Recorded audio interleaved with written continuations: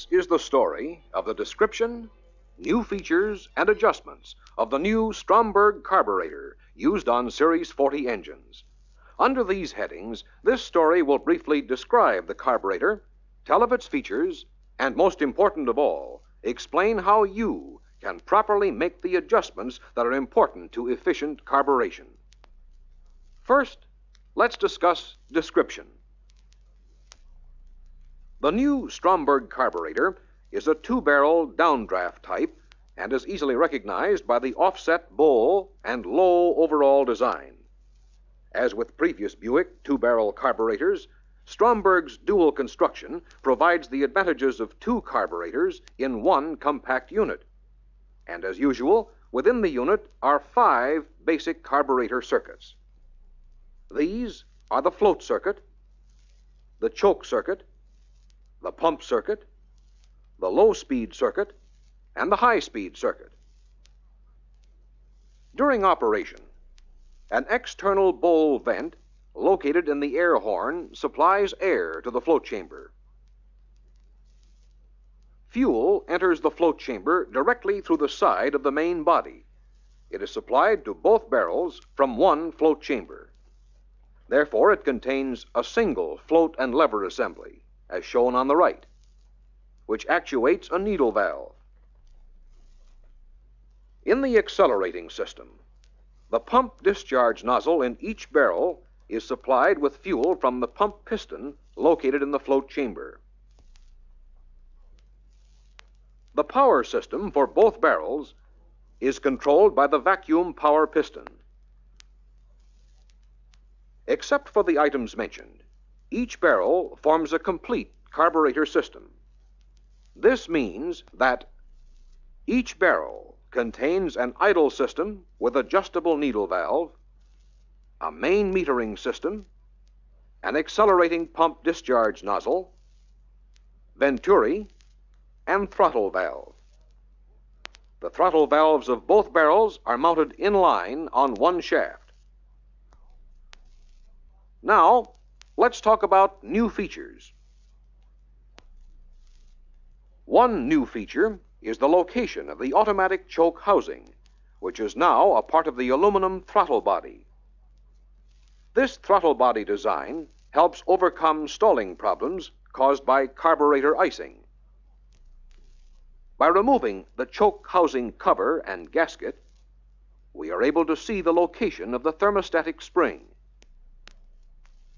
Inside the housing itself, we can locate the fast idle lever, choke positioning lever, pickup lever, choke positioning spring, and fast idle cam. You'll note the absence of a choke piston, which means the choke valve is positioned mechanically instead of by a vacuum piston. Note, too, that a left-hand threaded nut retains the lever to the end of the throttle shaft. Its head is colored black as a reminder. Another new feature is found in the choke valve. Here we see that from the shaft up, the choke valve is bent 6 degrees forward. This 6-degree bend is designed to keep the choke valve wide open after operating temperature is reached. Also new is the cone-shaped ball check seat in the accelerator pump plunger well. This permits the ball check to be merely dropped in for proper installation. As a word of caution, once the air horn is removed, the idle tubes will fall out if the carburetor is turned upside down during a bench overhaul. And by turning the carburetor upside down, we can see Stromberg's 3-hole idle system. In each barrel, the lower discharge idle hole has an idle tube projecting into the carburetor bore to improve low-speed operation. All idle channels in the main body are surrounded by fuel to keep them cool. This reduces the problem of percolation. The final new feature to bring to your attention is the special mounting gasket, which permits the transfer of heat from the exhaust-heated intake manifold to the aluminum throttle body for improved carburetor performance. As a word of caution, this mounting flange gasket is used only with this Stromberg carburetor. It does not have exhaust gas holes as found in the Carter gasket, and it should be mounted on the intake manifold as shown.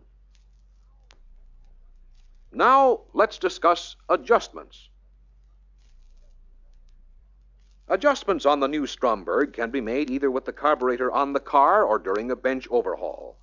And as you know, efficient operation depends heavily upon proper carburetor adjustments.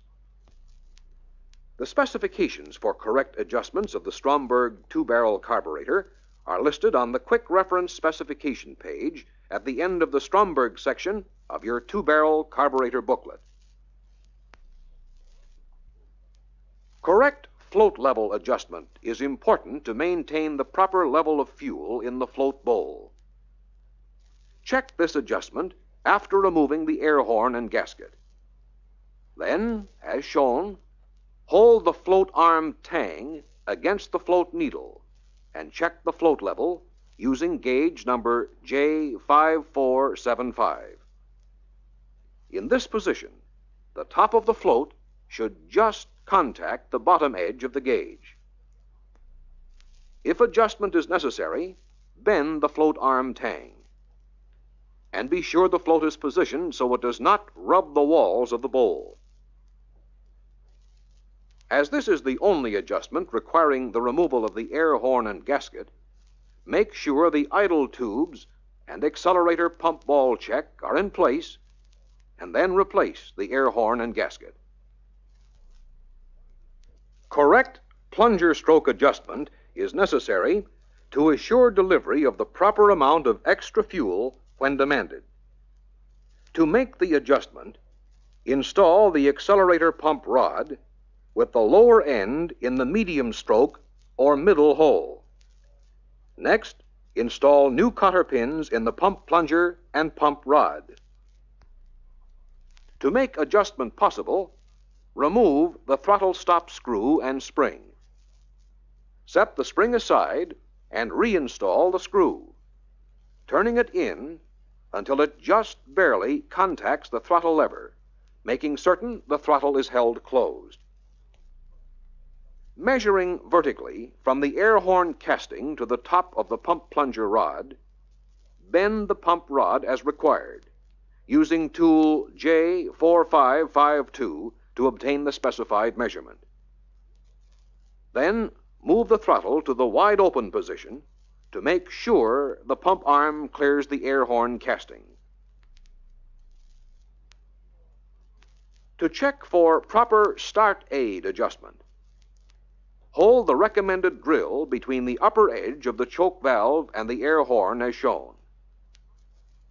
Then, by operating the throttle lever, the start aid spring should just clear the choke unloader plate tang.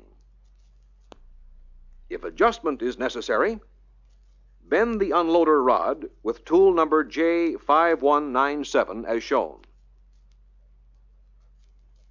Proper start aid adjustment is important. As you know, it is an exclusive Buick feature designed to prevent the operator from unintentional choke unloading during initial cold weather starts. To begin the choke unloader adjustment, fully open the throttle valves so that the unloader arm on the throttle lever kicks the choke valve partially open. Next, gauge the opening by sliding the recommended drill between the upper edge of the choke valve and the wall of the air horn. If adjustment is necessary, bend the unloader arm on the throttle lever as shown. A properly adjusted choke unloader provides a means to clear a flooded engine. This feature is most needed when the engine is partially warmed up. Because the automatic choke mechanism is of new design, let's take a close look at the operation and function of the elements found within the choke housing. As you remember, by removing the choke housing cover and gasket, we identified the choke positioning spring and the fast idle cam. We also located the thermostatic spring mounted on the choke housing cover. During engine starting, when the throttle is opened far enough to engage the starter switch, the choke positioning spring is moved away from the positioning lever and has no effect on the choke valve position. However, after the engine has started and the throttle is released, the choke positioning spring engages the choke positioning lever and overcomes any thermostatic spring tension. This causes the choke valve to partially open. When the throttle is open, the choke positioning spring is disengaged from the choke positioning lever as shown. Then, the thermostatic spring controls the choke valve and the fast idle cam during the warm-up period for most throttle positions. The fast idle cam and fast idle lever operate together to provide enough throttle opening to prevent stalling during the warm-up period.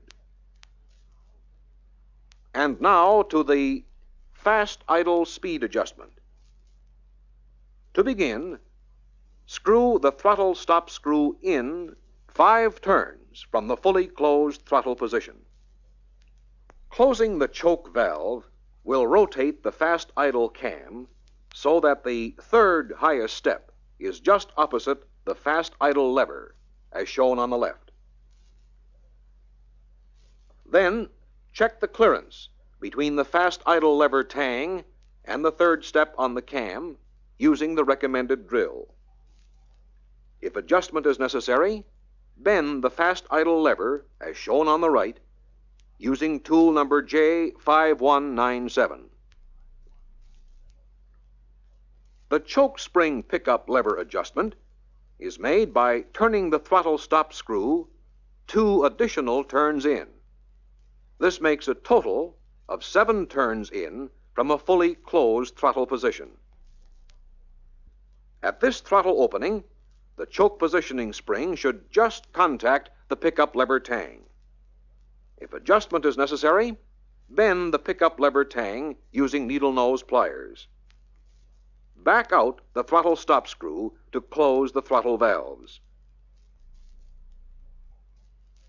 To check the fast idle cam setting, open the throttle so that the fast idle cam is free to rotate. Then, holding the choke valve closed, close the throttle until the fast idle lever comes to rest on the cam. The lever should rest in the corner formed by the third highest step and the cam end lug, with not more than 20/1000 of an inch clearance. If the clearance is not within limits, adjust by bending the choke rod using tool number J5197. To make the choke positioning lever adjustment, open the throttle slightly. Then rotate the positioning lever until the positioning tang contacts the positioning spring. Then, in the position as shown on the left, the recommended drill should just pass between the upper edge of the choke valve and the air horn wall. If adjustment is required, bend the tang on the choke positioning lever as shown on the right. To make the thermostatic spring adjustment, install the gasket, cover, retainers, and screws with cover index marked down. Then rotate the cover counterclockwise until the cover index mark aligns with the scribed mark on the housing. Tighten the retainer screws securely. To make the initial idle speed adjustment, remove the throttle stop screw and reinstall the stop screw spring. Then, turn the screw in until it just contacts the closed throttle lever, plus 1 additional turn. To make the initial idle mixture adjustment, turn in the idle mixture adjustment needles until they lightly contact the needle seats. Back out each needle 1 3/4 turns. This completes the initial idle adjustments. The final idle adjustments must be made with the carburetor on the vehicle. To do this, hook up a tachometer and vacuum gauge, Start the engine and allow it to reach its normal operating temperature. Then, adjust the throttle stop screw to obtain 450 RPM in neutral. If you find it necessary to adjust the starter switch, use the same procedure as outlined in your current Buick shop manual. Turn the mixture adjusting needles until the highest steady vacuum gauge reading is obtained. In closing, remember to make the final step in carburetor adjustments, that of road testing the car for proper carburetor operation. It's the sure way of knowing that yours is a job well done.